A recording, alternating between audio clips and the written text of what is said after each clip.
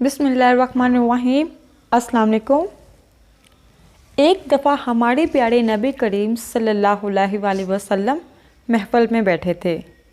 आप सल्लल्लाहु अलैहि वसल्लम ने फ़रमाया कि जब आपके वालिदैन की मौत हो जाए तो उनको जब दफनाया जाए तो उनको दफन करके उनकी कब्र के करीब बैठकर अल्लाह पाक का ज़िक्र इतनी देर तक करो जितनी देर में ऊँट ज़िबा करके तकसीम किया जाता है, क्योंकि जब दफन किया जाता है तो मैयत इस तरह परेशान होती है जिस तरह एक आदमी समुंदर की लहरों में डूबकर मर रहा है।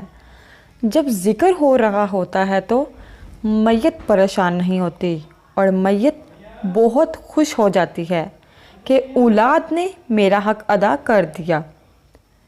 तो नाज़रीन, इस प्यारी बात को इतना फैलाओ कि बेखबर ना रह पाए।